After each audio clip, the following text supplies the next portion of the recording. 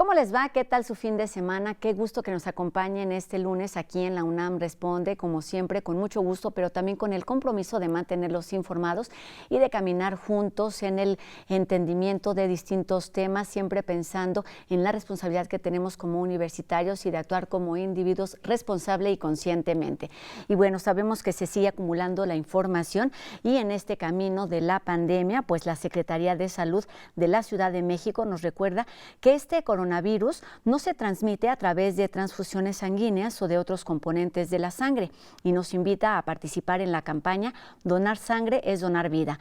Reitera que si se ha superado la enfermedad de COVID-19, sí es posible hacer una donación y bueno, los interesados pueden acudir a los bancos que se encuentran en distintos hospitales, como el General de Iztapalapa, el de Joco, el Rubén Leñero y también el de Balbuena. Recordemos que donar es también una forma de donar vida. Y bueno, sabemos también a lo largo de toda esta pandemia o hemos aprendido que el cubrebocas o la mascarilla es quizá la principal herramienta que tenemos para evitar el contagio de COVID-19, pero también nos ha permitido entender que puede evitar otras complicaciones y contagios en enfermedades de vías respiratorias. De esto nos habla enseguida el doctor Carlos Rosales. Buenas tardes, doctor. Gracias, Rosa. Muy buenas tardes. Muchas personas nos han preguntado ¿por qué, si el semáforo epidemiológico está en color verde y ya hay muchas personas vacunadas, se recomienda seguir usando la mascarilla? Bueno, la mascarilla o cubrebocas ha demostrado ser el método más eficaz para contener la diseminación de la pandemia. Las infecciones virales que se transmiten por las gotitas de saliva que expulsa una persona infectada se reducen muchísimo cuando las personas usan regularmente la mascarilla. Esto ha ayudado a controlar la pandemia, pero también otras infecciones de tipo respiratorio causadas por otros virus. Por ejemplo, el virus de la influenza se ve en los últimos 10 años que cada invierno hay un aumento grande de casos. Sin embargo, el invierno pasado, el número de casos registrados en el mundo fue muy pequeño.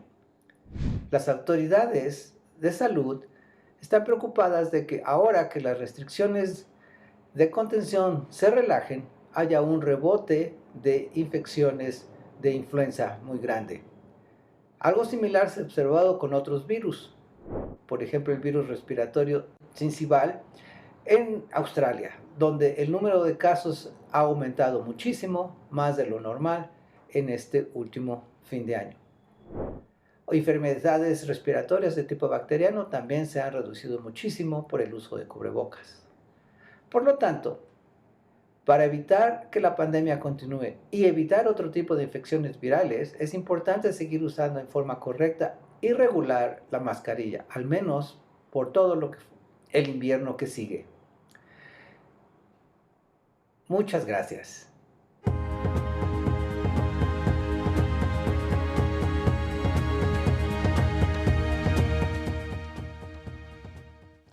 Hay padecimientos que resultan ser de alto riesgo para la salud e incluso son considerados un problema de salud pública.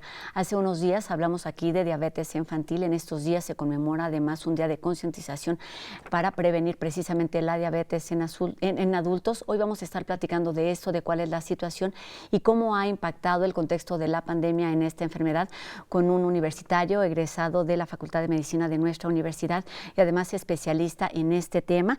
Se trata del doctor Carlos Castillo Salgado, quien es profesor en epidemiología y además investigador de la Universidad Johns Hopkins. Doctor, un gusto que esté con nosotros y recibirlo aquí en este espacio universitario. Muy buenas tardes. Muy buenas tardes. Es un placer estar con UNAM y con usted en este importante tema y programa. Doctor, muchísimas gracias y pues un gusto de recibirlo. Y pues hablamos muchísimo a lo largo de todos estos meses de una pandemia que es ocasionada por el virus del SARS-CoV-2. Hablemos ahora de esta otra pandemia que es la diabetes. ¿Por qué es considerada así, doctor? ¿Y cuál es la situación actual de esta enfermedad?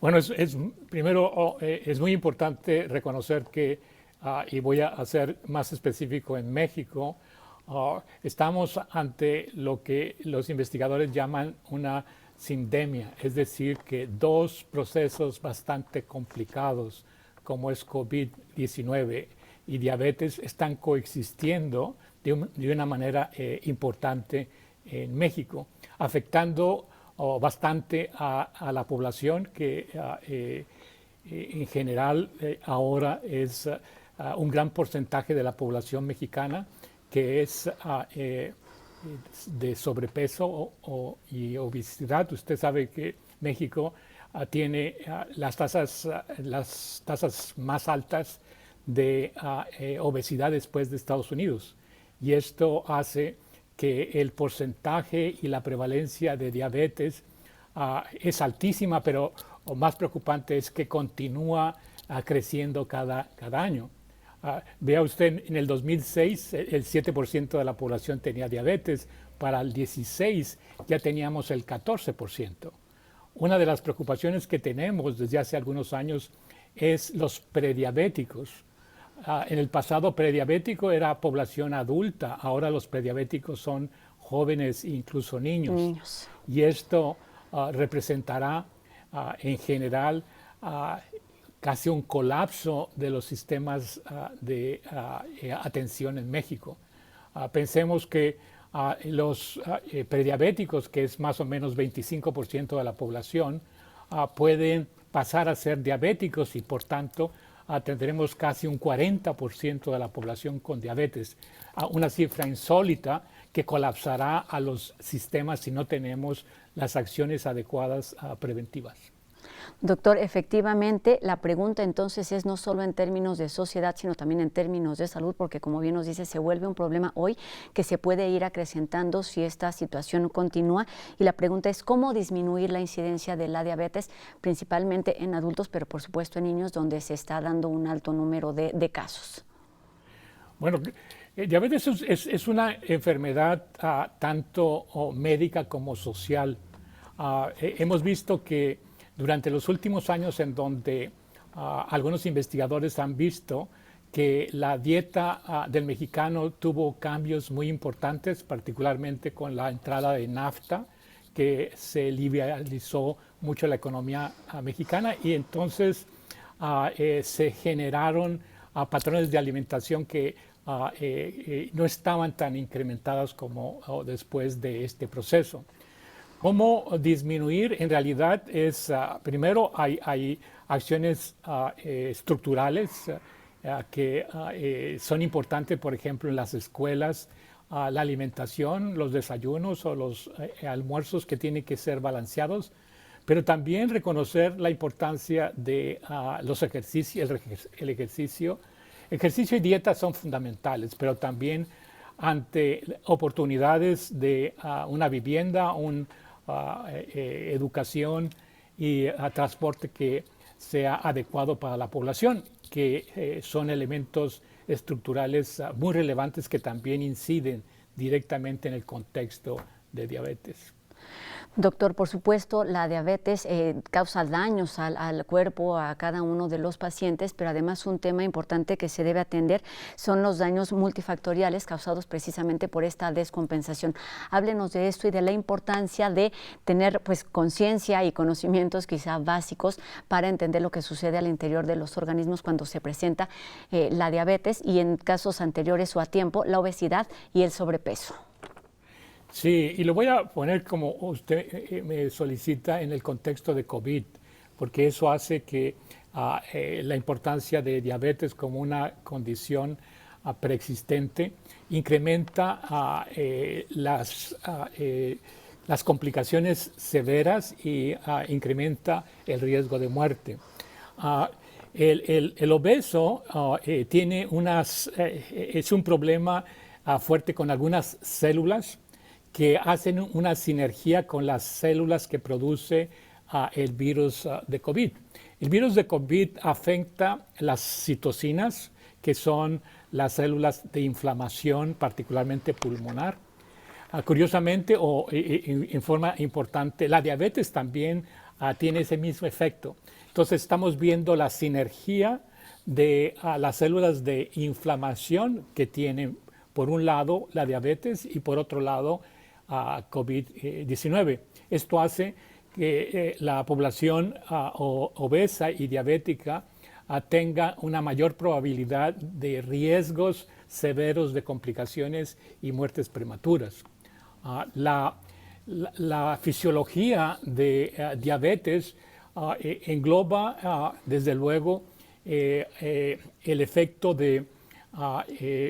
bioquímico y celular contra la insulina que produce el cuerpo. De hecho, en los últimos días se ha visto algunas investigaciones interesantes alemanas que han empezado a trabajar investigaciones sobre un nuevo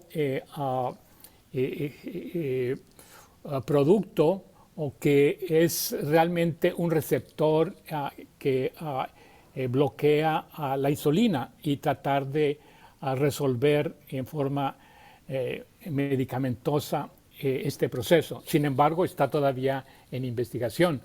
La verdad es que las mejores acciones para la población con diabetes es una mejor dieta y el ejercicio. Pero también tenemos que reconocer qué debe de realizar el prediabético, ya que el prediabético tiene espacios temporales para impedir que pase de prediabético a diabético. Y en ese sentido es importante que todos los mensajes que existan incrementen el deseo y las oportunidades de una dieta balanceada y el ejercicio. Doctor, habla usted o se refirió hace unos minutos a las indicaciones, a los factores sociales que pueden determinar este padecimiento de la diabetes. En términos de medicina, de investigación, me gustaría preguntarle sobre este tema porque, vamos, la diabetes no es un tema nuevo, no es una enfermedad nueva. Sin embargo, se ha ido incrementando, uno por las causas que nos menciona, tanto la alimentación como los hábitos de vida, una vida sedentaria. ¿Qué retos implica en este sentido para la medicina el dar una atención, no sé si más inmediata, si más temprana, si detectarlo a tiempo, si prevenirlo? ¿Qué significa para la medicina la diabetes y frenarla? Es muy importante su pregunta porque requiere un cambio también en la actitud del médico familiar y el médico especialista que vea al paciente diabético y sus familias como un ente que requiere no solo el apoyo farmacológico, sino también reconocer el contexto en el que está viviendo y no solo ver la respuesta de un fármaco, porque en las investigaciones que se realizaron en el Seguro Social se pudo observar que el paciente diabético regresaba y no estaba controlado. Y el no poder controlar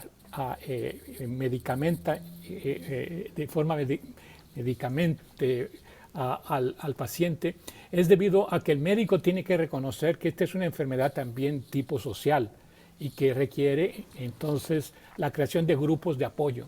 Así como usted puede ver el éxito de los programas de Alcohólicos Anónimos, que son grupos de soporte.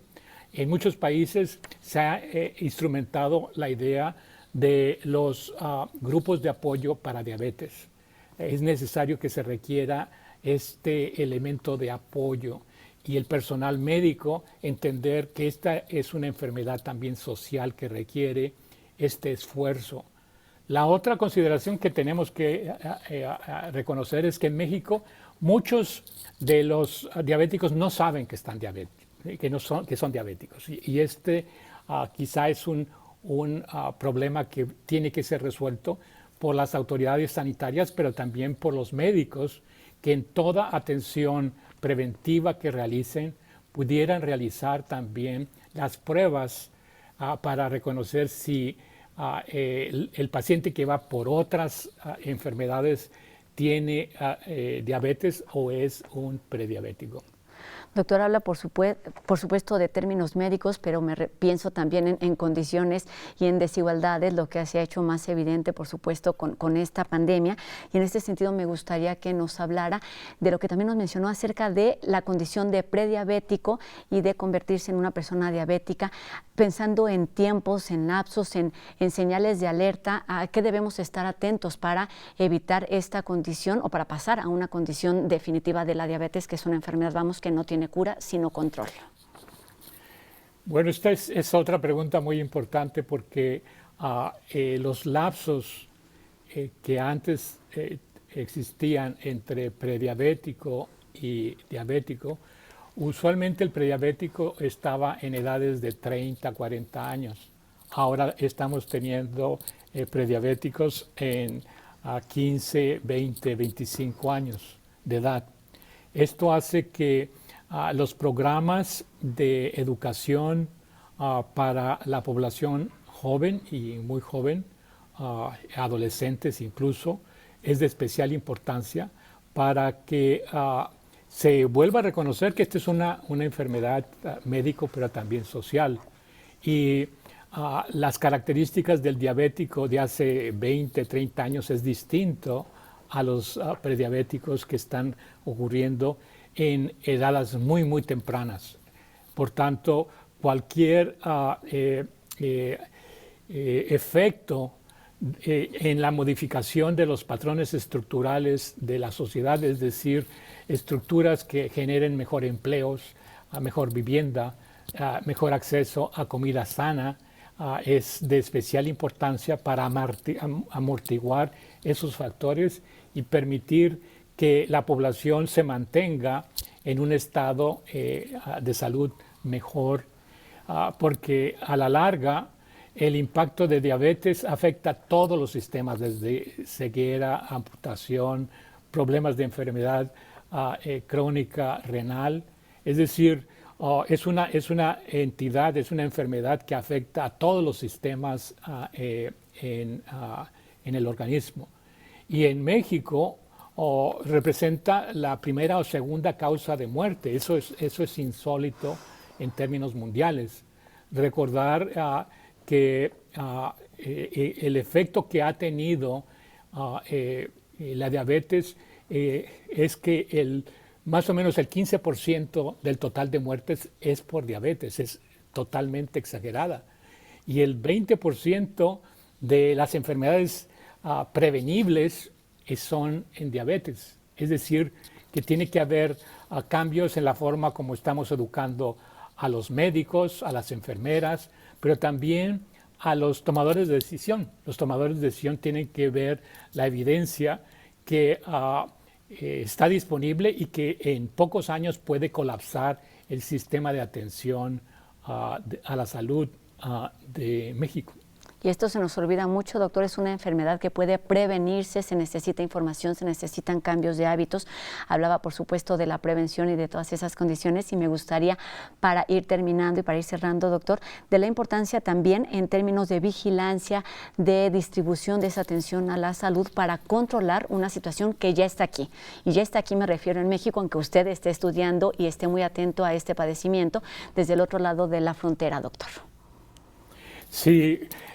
Fíjese que en muchos países ahora, considerando que además es una enfermedad crónica, es decir, que va a estar durante un periodo muy, muy largo, se han establecido registros de pacientes diabéticos, con diabetes, para poder llevar un monitoreo mucho más completo de los cambios y de las características que tienen, tanto epidemiológicas como clínicas y de laboratorio.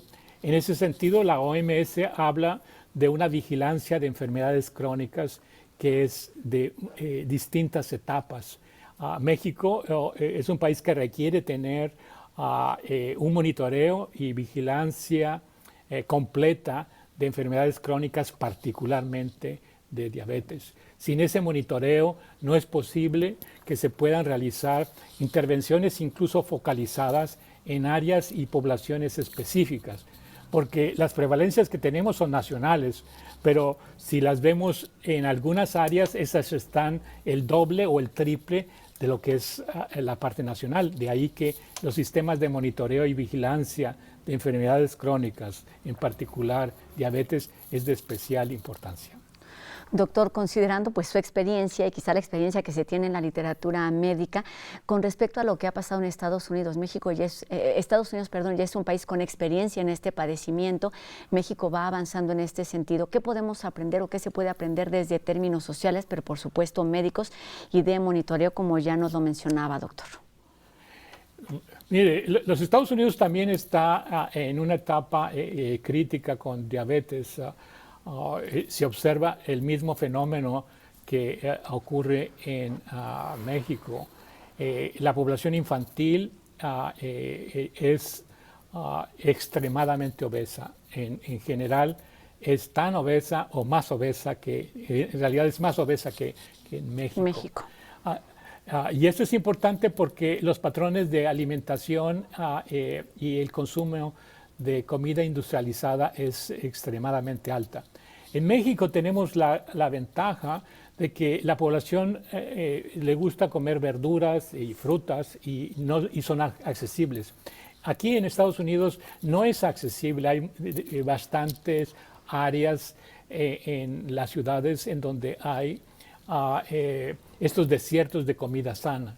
Y esto son problemas sociales que las autoridades sanitarias tienen que abocarse. Pero los modelos de atención y epidemiológicos de Estados Unidos son distintos a México en la medida que México es un país federal. Es decir, el gobierno federal es responsable y garantiza la salud de la población. En Estados Unidos no existe esa legislación. La Constitución no garantiza la salud poblacional. Y la responsabilidad no es del gobierno federal, es de los gobiernos estaduales o locales. Eso hace que las medidas muchas veces sean incluso más precarias que las realizadas en México. Por tanto, yo le diría que los retos que tienen los Estados Unidos son probablemente también mayores que los de México. Muy bien, doctor. Pues son muchos los temas, es por supuesto un tema complejo del que podríamos seguir platicando. Se nos ha terminado el tiempo del programa. Le agradecemos muchísimo el que nos haya acompañado. Tenemos, por supuesto, distintas dudas, no solamente sobre diabetes, sino sobre COVID. Entonces, seguramente estaremos en contacto con usted más adelante, doctor Carlos Castillo Salgado, profesor en epidemiología. Y bueno, además, recordemos que continúa abierta la convocatoria del premio Carlos Castillo Salgado, de la que platicamos hace algunas semanas aquí en la UNAM Responde, que lo que hace es promover la investigación en términos de medicina entre los jóvenes sobre principalmente temas relacionados con COVID. Así que, doctor, un gusto que haya estado con nosotros. Seguramente nos encontraremos en otro momento. Muy buenas tardes. Muy buenas tardes. Gracias a usted, señora Rosa Brizuela. Gracias, doctor. Muy buenas tardes. Y bueno, seguimos con más información aquí en la UNAM Responde, hablando, por ejemplo, del trabajo que realizan distintos investigadores universitarios para utilizar los videojuegos no solamente como un tema de entretenimiento y diversión, sino como una herramienta de rehabilitación motriz y cognitiva en algunos pacientes. Vamos a ver la siguiente cápsula. En el Laboratorio de Investigación y Desarrollo de Aplicaciones Interactivas para el Neurodesarrollo del Instituto de Fisiología Celular de la UNAM, se han desarrollado videojuegos para la rehabilitación de pacientes con daño neurológico a causa de un evento vascular cerebral como infartos o derrames. La idea de nuestros juegos es conseguir que los pacientes realicen ciertos ejercicios que normalmente realizarían en una terapia de rehabilitación, pero acompañados por un videojuego, de modo que la realización de los movimientos se les vuelva más ameno. Haciendo uso de sensores de movimiento, el laboratorio ha desarrollado 10 aplicaciones tipo videojuegos que le exigen al paciente realizar movimientos específicos para pasar de nivel y al mismo tiempo realizar la terapia. En su primera etapa de trabajo, han centrado sus esfuerzos en la rehabilitación de miembros superiores del cuerpo.